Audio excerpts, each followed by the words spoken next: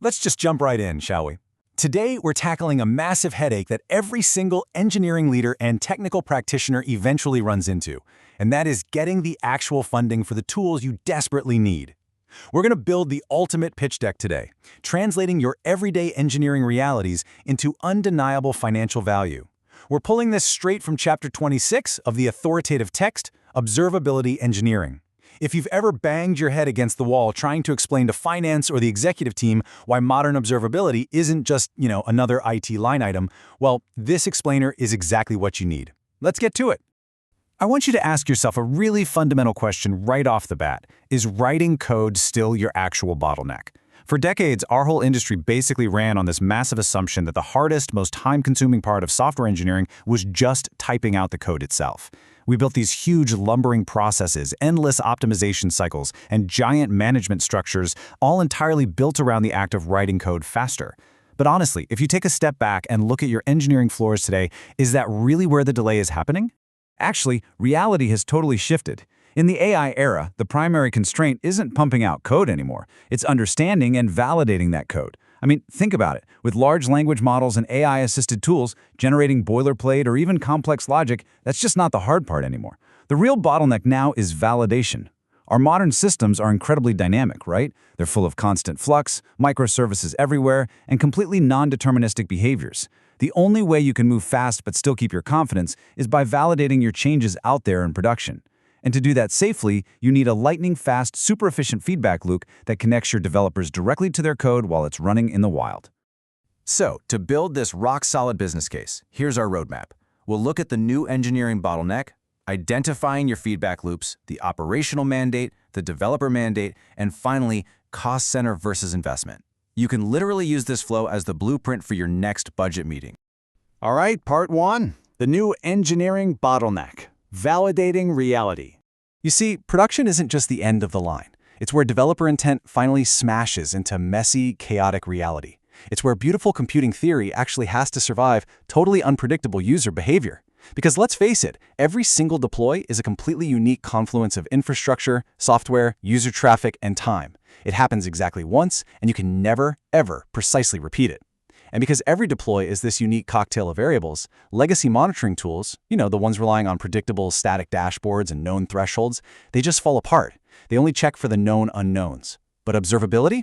That's your sense-making apparatus to investigate the unknown unknowns. It is literally the only way to figure out what's actually happening in your distributed systems right now, in real time, when some completely new, weird state suddenly emerges. Moving on to part two, identifying your feedback loops. Where's the constraint? Now, building a successful business case doesn't start with throwing vendor feature lists or technical specs at your finance team. That never works. It starts by identifying exactly which feedback loop is currently choking your organization. You basically have to weigh two fundamental loops against each other.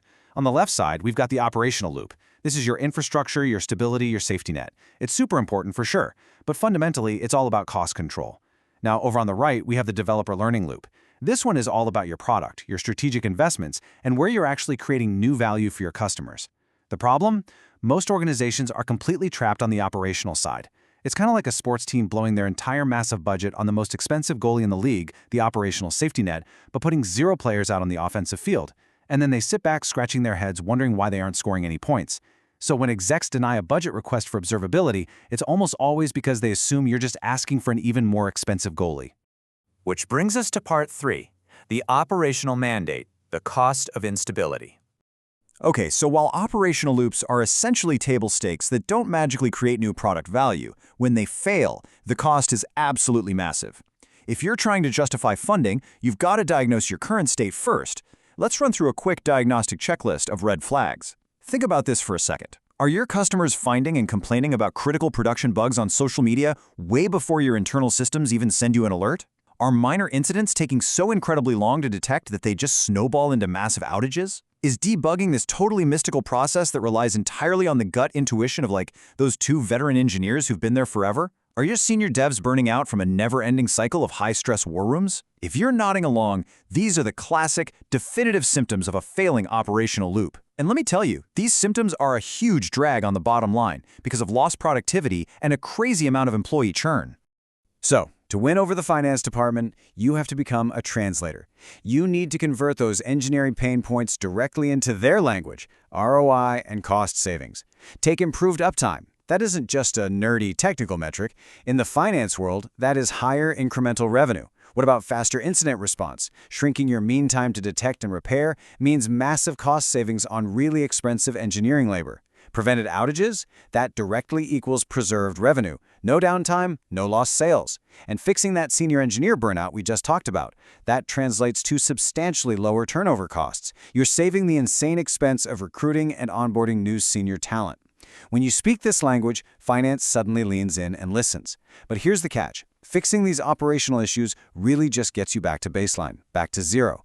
To actually win and drive the business forward, we have to look upstream. That takes us to part 4, the developer mandate, accelerating learning. This brings us to the loop that sits upstream and creates these massive compounding effects across the whole organization. I'm talking about the continuous tightening cycle of deploy, observe, and learn. This right here is the real feedback loop for true value creation. It takes raw engineering labor and transforms it into product delivery as efficiently as humanly possible. Think about it. The absolute best time to learn how your code behaves is the exact second you ship it. Developer intent is crisp, the muscle memory is fresh, and the cognitive load to understand the system is at rock bottom.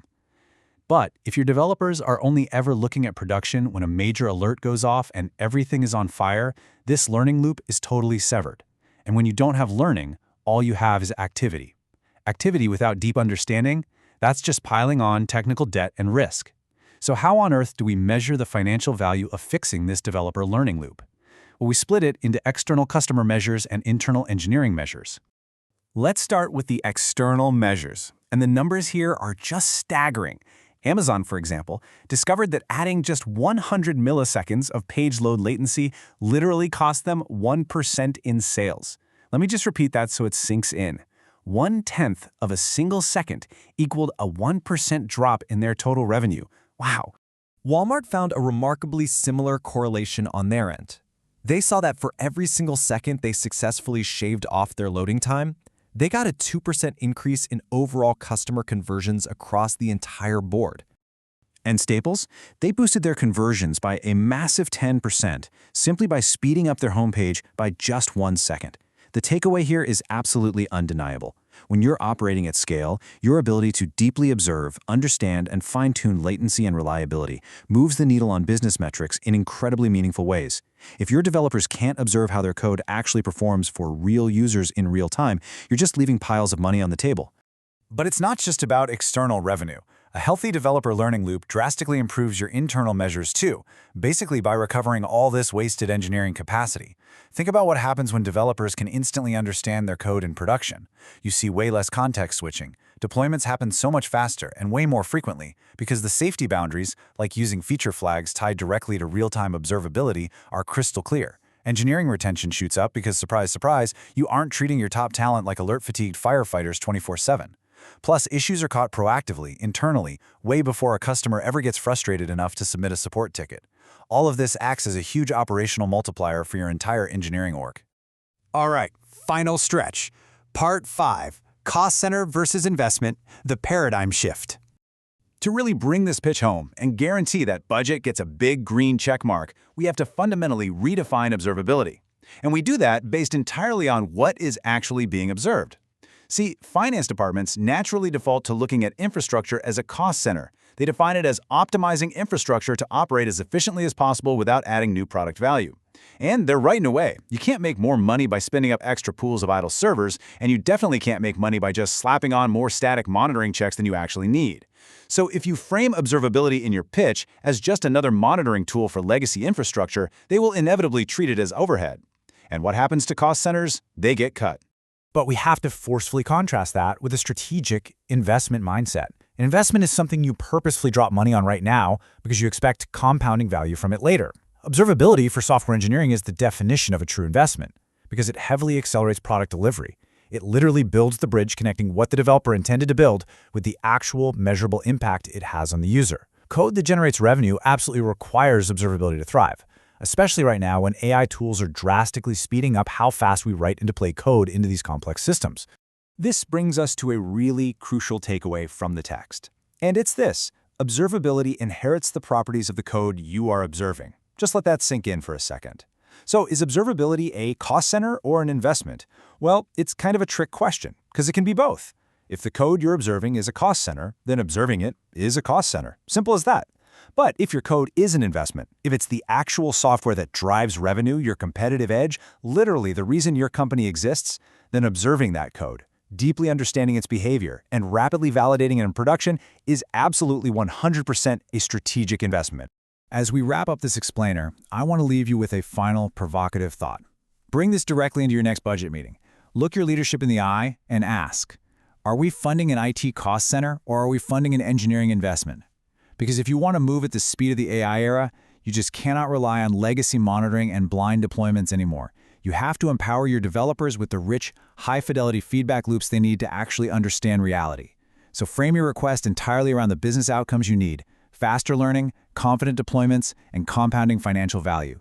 The business case is right there, just waiting for you to make it.